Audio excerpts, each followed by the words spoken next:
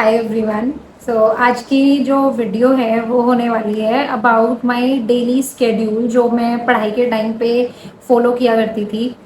तो कैसे मैंने उस टाइम पे अपने टाइम को पर डे मैं कैसे टाइम को मैनेज करती थी, कितने घंटे पढ़ती थी, कौन से सब्जेक्ट कब पढ़ती थी, उसके बारे में आज की वीडियो होने वाली है। काफ़ी बच्चे पूछ रहे थे डेली स्केड्यूल के बारे में बताओ।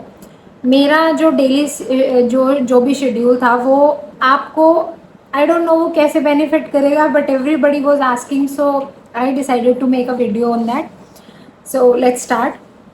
सबसे पहले तो बहुत ही देयर इज़ अ मिसकंसेप्शन कि आपको डेली 12 से 14 घंटे पढ़ना पड़ता है, विच इज़ लाइक अगर आप कॉमन सेंस से भी सोचेंगे, एवरीबडी कैन टेल कि आप 15 से 20 दिन इस प्लान को स्ट्रेच कर सकते हैं कि आप 12-14 घंटे पढ़ लेंगे। उसके बाद you will be so burnout कि आप उसके बाद 6 घंटे भी नहीं निकाल पाएंगे। It's not possible for a human body to study 15 hours every day. तो ये तो बिल्कुल ही बकवास चीज़ है कि डेली 12 से 14 घंटे, और कुछ टॉपर्स भी आके बोल देते हैं कि हाँ हम तो जी रोज़ 15 घंटे। It's not feasible and it's not possible, we all know that. तो आप अगर 7 से 8 घंटे ऑनेस्टली अपनी पढ़ाई को डिवोट कर रहे हैं पूरे साल, ऑब्वियसली एग्जाम से कुछ टाइम पहले आपको थोड़ा बढ़ाना पड़ता है, वो 9-10 घंटे भी हो जाता है कई बार, बट रेगुलर आप पूरे साल के लिए पूछे तो 7 से 8 घंटे अगर आप डेली निकाल पा रहे हैं पढ़ाई के लिए, that is sufficient and you can do wonders in this time. तो बिल्कुल भी ऐसे सुन के डीमोटिवेट नहीं फील करना है। तो अपना 7 से 8 घंटे की रेगुलर पढ़ाई विद प्रॉपर ब्रेक्स एंड अपना एक्सरसाइज वगैरह, अपना बॉडी का ध्यान रख के शांत दिमाग से अपनी पढ़ाई करते रहो। एक साल में 7-8 घंटे अगर आप रेगुलरली दे रहे हो, आपको 6-8 महीने बाद खुद पता चल जाएगा कि हाँ भाई इतना टाइम इनफ है। सबसे पहले तो मैंने कोई भी कोचिंग नहीं ली थी, ना मैं कहीं बाहर जाके रही हूँ। मैंने अपने घर से ही पढ़ाई की है, घर पे रह के। हाँ, मैंने लाइब्रेरी ज्वाइन कर रखी थी, वहाँ जाके मैं पढ़ाई करती। अब स्टार्ट करते हैं। सबसे पहले मैं बात करूंगी a good amount of sleep, which is very important. आप जब पढ़ने बैठे और अगर आपका दिमाग फ्रेश नहीं है, ट्रस्ट मी, आप जो 1 घंटे का काम होगा वो 2-2.5 घंटे में करेंगे। दिमाग का फ्रेश होना बहुत ज़रूरी है, और उसके लिए ज़रूरी है आपका एक प्रॉपर अमाउंट ऑफ स्लीप। आपको डेली 7 से 8 घंटे सोना है। Proper sleep is very important. उसके बाद आपको पढ़ाई स्टार्ट करनी है। अच्छा, अब सुबह 9 बजे आई यूज़ टू स्टार्ट स्टडी, और जब मैं लाइब्रेरी पहुंच जाती थी 9 बजे मैं स्टार्ट कर देती थी अपना पढ़ना। बाद में थोड़ी लीनियंट हो गई थी, बट स्टार्टिंग में रेगुलरली 9 बजे आई यूज़ टू स्टार्ट। अब सबका अलग अलग सब्जेक्ट वीक होता है। For me it was maths. तो मैथ्स से ऐसा बोलते हैं that eat the frog first. तो सबसे पहले जो डिफिकल्ट पोर्शन होता है, ट्राई टू डू दैट, क्योंकि सुबह सुबह आपका दिमाग फ्रेश होता है तो आप वो ज़्यादा इजीली वो वाला सेक्शन कर पाएंगे। मेरे लिए वो मैथ्स था। तो सबसे पहले मैं जाते ही मैथ्स की वीडियोस देखती थी या फिर क्वेश्चंस करती थी, इनमें से जो भी मेरा उस दिन मन करता था। 50 क्वेश्चन पिनेकल से I use to solve every day.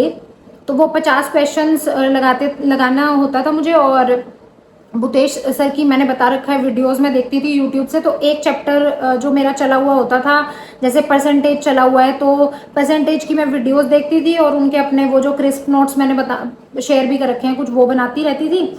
और 50 क्वेश्चंस मैं पिनेकल से सॉल्व करती थी किसी दूसरे चैप्टर के जिसकी मैंने वीडियोस ऑलरेडी देखी हुई हैं। तो ऐसे चलता था, एक चैप्टर की वीडियोस चलती रहती थी और नोट्स बनते रहते थे, और दूसरा चैप्टर जो मैंने ऑलरेडी कर रखा है उसके 50-50 क्वेश्चन मैं पिनेकल से सॉल्व करती थी।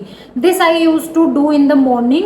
और इसमें मेरे 9-9:30 से ऑलमोस्ट लंच का टाइम ही हो जाता था, 1-1:30 बजे तक मेरा यही चलता था। 1-2 videos I use to almost 2 videos I use to do every day. और ये जो मैंने PYQs किए हैं, ये मैंने ज़्यादा नहीं, पिछले 5 साल के ही किए हैं। पिनेकल में जितने दिए हुए थे, बैकवर्ड्स जाते रहते थे उसमें, तो वैसे ही मैंने 5-6 साल के PYQ सॉल्व किए हैं, पिनेकल में जितने दिए थे उतने। ओके, इसके बाद लंच करने चली जाती थी मैं। तो लंच में ऑलमोस्ट लाइक 1 से 1:30 मुझे लंच में हो जाता था, 1:30 बज जाते थे। तो उसके बाद एक तो I use to take a nap. मेरे से उसके बिना पढ़ाई नहीं होती थी। एक बार तो मैं 15 मिनट का नैप ज़रूर लेती थी, हेड डाउन करके वहीं पे। और फिर उठने के बाद अब थोड़ा सा लंच के बाद यू फील स्लीपी, आप पढ़ने की कोशिश करते हो, तो उस टाइम पे वैसा सेक्शन चूज करो जिस सेक्शन में आपको इंटरेस्ट हो। For me this was English. तो इस टाइम पे मैं या तो इंग्लिश का वो कैब वाला पोर्शन कर लेती थी, वो कैब सेक्शन, और 50 जो भी मैंने आपको बताया था ब्लैक बुक से, तो वो कैब सेक्शन में कर लेती थी इस टाइम पे। या फिर कभी कभी मैं इस टाइम पे रीजनिंग का जो सेक्शनल मॉक एक मैं डेली देती थी, वो इस टाइम पे मैं दे देती थी। तो इन दोनों में से एक मैं इस टाइम पे करती थी। तो इसके बाद ऑलमोस्ट 3 बज जाते थे, तो इसके बाद मैं दूसरा स्लॉट मेरा स्टार्ट होता था।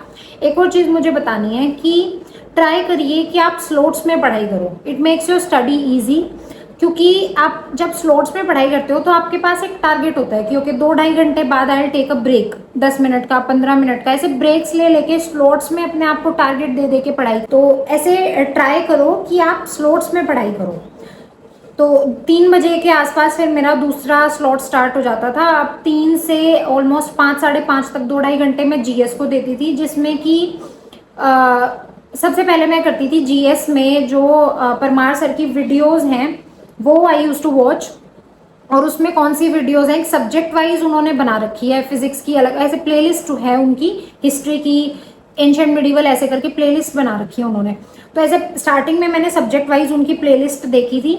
और हालांकि मैंने वो सब पढ़ रखा है पहले भी, मैंने बताया था कि I use to prepare for UPSC earlier, तो मैंने वो सारा पढ़ रखा था। बट स्टिल मैं वो वीडियोस देखती थी और साइड बाय साइड जो मैंने अपने नोट्स बना रखे थे वो और ल्यूसेंट मेरी खुली रहती थी, तो वीडियोस के साथ साथ मैं अपने नोट्स रिवाइज करती थी। हाँ, इसके साथ आप क्या करो, वीडियोस और थ्योरी पार्ट खत्म करने के बाद 1-2 दिन में आधा घंटा एक्स्ट्रा देके इस टाइम पे और पिनेकल से पीवाईक्यूज और सॉल्व कर लो। जैसे आपने एक टॉपिक खत्म किया है तो आप उस दिन और एक टॉपिक के ज्यादा क्वेश्चन नहीं होते, 15-20-25 इतने ही क्वेश्चन होते हैं उस टॉपिक के। बट अगर आप उसको एक्यूमुलेट होने देंगे तो फिर बाद में आपको पूरी इतनी मोटी बुक दिखेगी पिनेकल की कि ये सारे पीवाईक्यूज कैसे सॉल्व होंगे। तो आप जैसे ही कोई टॉपिक पढ़ते हैं 1-2 दिन में, जैसे ही वो टॉपिक खत्म होता है पिनेकल से, उसके 20-25-30 जितने क्वेश्चन है वो सॉल्व कर लो, ये होता था। अब ये जैसे ही मेरी थ्योरी खत्म हो गई तो ये वाली वीडियोस मैंने देखनी जैसे ही पूरी हो गई ये वीडियोस, उसके बाद उन्होंने उनकी पीवाईक्यू सीरीज है, उनकी भी प्लेलिस्ट उन्होंने बना रखी है सर ने। तो एक बार तो आपने पीवाईक्यूज अपनी वीडियोस के साइड बाय साइड पिनेकल से किए होंगे, एक बार अब आपको पीवाईपी सीरीज देखनी है। ये जो प्रीवियस ईयर क्वेश्चन की सीरीज है उनकी, दिस इज वेरी गुड। उसमें शायद 30-30, 40-40 वीडियोस ऐसे करके उन्होंने बना रखी है, 3-4 सीरीज कुछ हैं शायद ऐसी। तो वो आप पीवाईक्यू सीरीज देखो और इसके साथ अपने नोट्स रिवाइज करो। अब तो मैंने 2 तरीके से जीएस बताई है। पहला, आपको सब्जेक्ट वाइज वीडियोस देखनी है, पीवाईक्यू सॉल्व करने हैं ल्यूसेंट से या अपने नोट से पढ़ के। अब सेकंड टाइम में आपको क्या होगा, सब्जेक्ट वाइज वीडियोस तो कंप्लीट हो चुकी हैं, अब आप देखेंगे पीवाईक्यूज की वीडियोस और साइड बाय साइड अपने नोट्स रिवाइज करेंगे। और एक बार पीवाईक्यूज आप पहले ही कर चुके होंगे इस टाइम तक। तो दिस इज फॉर जीएस। अब ये करने के बाद ऑलमोस्ट 5:30 के आसपास का टाइम हो जाता था। उसके बाद मैं जनरली, अगर मैंने दोपहर में लंच के टाइम के बाद अगर मैंने वो कैब की होती थी तो इस टाइम पे मैं रीजनिंग का मॉक लगा लेती थी। और अगर उस टाइम पे रीजनिंग का मॉक लगाया होता तो शाम को मैं आधा 1 घंटा भी टाइम देके इंग्लिश की वो कैब करती थी। ये करने के बाद आई यूज टू कम बैक, घर पे आके फिर आपको क्या होता है, इतना करने के बाद घर पे आने तक मुझे 1-1.5 घंटे का थोड़ा फ्री टाइम मिल जाता था, रिलैक्स हो जाते थे आने जाने। अच्छा, एक चीज़ मैं ज़रूर सजेस्ट करना चाहती हूँ, वो है इवनिंग वॉक। आपको ये चीज़ सुनने में बहुत मैंने भी स्टार्टिंग में बहुत नेगलेक्ट किया, मुझे भी बहुत लोगों ने समझाया कि बॉडी पे भी ध्यान दो, अपना थोड़ा बहुत घूमना फिरना चाहिए। मुझे बहुत, मेरे घर में भी बड़े बोलते थे कि थोड़ा बहुत अपना वर्कआउट वगैरह पे भी ध्यान दो। बट उस टाइम पे ये होता है कि आप बस आके रिलैक्स कर लो, लेट लो, फ़ोन चला लो। Try it and you will see the difference. आप शाम को एक इवनिंग वॉक पे ज़रूर जाइए। आई एम लकी कि मेरे यहाँ पे, अभी मैं गांव से हूँ तो यहाँ पे खेत वगैरह हैं अभी, तो शाम को इतना अच्छा फील होता है वहाँ पे आप घूमने जाते हो, your brain feel so relaxed. और उसमें सबसे इंपॉर्टेंट चीज़ मैं आपको बता रही हूँ कि ये सिर्फ बॉडी के लिए नहीं, आपके ब्रेन और आपकी पढ़ाई को भी हेल्प करेगा। क्योंकि आपके ब्रेन को ऑक्सीजन मिलती है जब आप थोड़ा वर्कआउट करते हो, थोड़ा फ्रेश एयर में जाते हो, तो आपको थोड़ा सा आपका ब्रेन जो है उसको ऑक्सीजन मिलती है एंड इट वर्क्स बेटर। तो वो आपकी पढ़ाई में भी आपको इवेंचुअली हेल्प करता है और आपको अच्छा तो फील होगा ऑब्वियसली जब आप नेचर में थोड़ा घूमने फिरने निकलते हैं। तो वो मैं ज़रूर सजेस्ट करूँगी, चाहे आप 15-20 मिनट के लिए जाओ, बट शाम को एक इवनिंग वॉक के लिए अपना आधा घंटा ज़रूर दो, इट विल हेल्प यू। क्योंकि मैंने ये डिफरेंस फील किया है खुद। आप इतना चिड़चिड़े हो जाते हो क्योंकि आप पूरा दिन पढ़ाई करते रहते हो, फिर इतना ब्रेन को इतना चिड़चिड़ा फील होता है, उसके लिए बेस्ट है। और अपने ब्रेन का सबसे इफेक्टिव आउटपुट निकालने के लिए बेस्ट है कि आप थोड़ा सा टाइम अपना रिलैक्स होने के लिए थोड़ा नेचर में जाओ और टाइम दो बॉडी को थोड़ा। तो this is and I am saying it because I have realized it. पहले मैं नहीं जाती थी, बाद में मैंने जाना स्टार्ट किया तो I could see the difference. अच्छा, इसके बाद घूमने घूमने जाके वापस आ जाती थी, तो उसके बाद खाना वाना खाना होता था तो खा लेती थी। और उसके बाद क्या होता था कि जनरली आप थक जाते हो पूरा दिन पढ़ाई करके, और अगर आपने इफेक्टिवली ईमानदारी से पढ़ाई की है तो ट्रस्ट मी इस टाइम तक आप थक जाओगे, अगर आपने 7-8 घंटे एक्चुअली सिर्फ पढ़ाई में ध्यान लगाया है तो। और अगर आपका ब्रेन इस टाइम तक थकान महसूस नहीं कर रहा है तो फिर आपको ये चीज़ समझ आनी चाहिए कि आप दिन में थोड़ा और कर सकते हैं, इसका मतलब। और यही होता है, इवेल्युएट आप ऐसे ही करेंगे। टॉपर को या किसी की वीडियो देख के नहीं पता चलता, हमें अपना तब पता चलता है जब हमें पता चले कि ओके शाम को मेरा दिमाग जो है वो एग्जॉस्टेड फील कर रहा है, इसका मतलब दिन में उससे मेहनत कराई गई है। और अगर आपको शाम को इतना रिलैक्स फील हो रहा है कि ओके अभी तो मैं, जनरली फील होगा आपको जिस दिन आप दिन में पढ़ाई नहीं करेंगे, शाम को आपको 8 बजे पढ़ने का मन करेगा, फिर आप रात में 1 बजे तक पढ़ोगे, उसका मतलब ये है कि दिन में टाइम वेस्ट हुआ है। वरना शाम को एनर्जी बचती नहीं है पढ़ने की 8-9 बजे। तो उस टाइम पे क्या करना है, शाम को पढ़ाई करने के बाद आपको एक घंटे का मॉक लगा लो। अब कुछ लोगों के लिए ये चीज़ नहीं भी होगी, क्योंकि शाम को हम एग्जॉस्ट हो जाते हैं तो उतना अच्छा परफॉर्म नहीं कर पाओगे टेस्ट में, फिर मार्क्स कमाएंगे, तो आप लोग रहने दीजिए। मेरे साथ ये चीज़ नहीं थी, मैं मॉक में स्टार्ट करने के बाद मेरा दिमाग पूरा एक्टिवेट हो जाता था उधर ही, तो मैं शाम को मॉक दे लेती थी। वो आप अपने हिसाब से देखो। हाँ, ये मैंने सिर्फ स्टार्टिंग में किया था। कुछ टाइम बाद जब हमने, जैसे मेरा थोड़ा फ्रेंड सर्कल था लाइब्रेरी में, तो हमने सुबह जाके मॉक लगाना स्टार्ट कर दिया था। सुबह 10-11 बजे 1 घंटे का मॉक मैं दे देती थी। तो दिस यू कैन डू, ये था मॉक के लिए। और इसके साथ ही बस खत्म हो जाता था दिन। और इसके बाद एक चीज़ और मैं ज़रूर बोलूँगी, जैसे ही आपका सारा दिन खत्म हो और आप सब करके अपने बेड पे जाएं, अगले दिन का शेड्यूल उसी दिन प्लान करके सोना है। उससे क्या होता है, आप अगले दिन एक टारगेट के साथ उठते हैं, आपको पता होता है उठते ही आपको कि क्या आपका शेड्यूल है, और बहुत ही प्लान तरीके से आपका दिन जाता है। और ये आप करके देखिए, आपको फर्क खुद ही फील हो जाएगा। विद दिस मेरा दिन का जितना भी प्लानिंग थी वो यही होती थी, और फिर खत्म हो जाता था दिन। इसके बाद अपना थोड़ा बहुत कुछ अपने मन का कर लो, अपना फ़ोन चला लो या जैसे भी, फिर उसके बाद सो जाती थी। तो इसके साथ एक और चीज़ है कि आप संडे एक डे आपको अलग से रखना है फॉर रिवीजन। ये आपको ज़रूर रखना है। आपको संडे को एक तो जितना भी आपने पूरे हफ्ते की पढ़ाई की है वो आपको रिवाइज करना है, और दूसरा आपको जो संडे को करना है वो है लाइव मॉक आते हैं ओलिव बोर्ड के, आई यूज टू गिव, उसमें हर सैटरडे संडे शायद वो आता है। आप ओलिव बोर्ड का मॉक लगाओ संडे को। तो संडे को 2 काम करने हैं, एक तो रिवीजन करना है पूरे हफ्ते का, प्लस एक मॉक लगाना है, ये काम करना है। और उसके अलावा जितना टाइम बचे वो आपका रेस्ट है। संडे को थोड़ा बहुत रेस्ट भी ज़रूरी है, इतना पूरा हफ्ता पढ़ाई करके एक दिन अपना रेस्ट लो। अच्छा, एक चीज़ और मैं थोड़ा स्कोर के हिसाब से बता देती हूँ कि थोड़ा आपको आइडिया मिल जाएगा, उससे एक टारगेट सा मिल जाएगा कि अगर तो आप लोग 160 या 165 के आसपास या उससे ज़्यादा स्कोर कर रहे हैं, then you can be rest assured, आप सेफ फील कर सकते हो। ये आपको टारगेट ज़रूर करना है, इतना स्कोर आपके दिमाग में रहना चाहिए कि मुझे जो प्रीवियस ईयर पेपर्स हैं उनमें टारगेट बना के चलना है कि हर पेपर में ऑलमोस्ट मैं 160-165 प्लस स्कोर करूँ। और अगर आप इतना कर पा रहे हो तो यू आर सेफ। अगर आप 140 to 50 के रेंज के आसपास हैं, you are a very good competitor for others. आपका सिलेबस ऑलमोस्ट कंप्लीटेड है, एक लास्ट पुश की ज़रूरत है बस। और हालांकि it's a very good score, but आप आज के टाइम पे जो कंपटीशन है उसको देखते हुए मैं बता रही हूँ कि थोड़ा सा और 5-10 नंबर बढ़ाओ। उसके बाद आप स्ट्रेस फ्री हो जाओगे कि ओके प्रीलिम्स तो की टेंशन तो नहीं है। ये है 140-150 की रेंज वालों के लिए। और जिनका 140 से अभी नीचे स्कोर आ रहा है, 130-120, ये वाले जो बच्चे हैं, I would suggest work hard, you have to work hard. बहुत मेहनत करने की ज़रूरत है अभी। क्योंकि कंपटीशन बहुत ज़्यादा, एक टाइम था जब 130 की लाइन में जो कट ऑफ है वो जाती थी, तो बट अभी 130 का स्कोर इज़ वेरी लेस। आपको बहुत मेहनत करने की ज़रूरत है।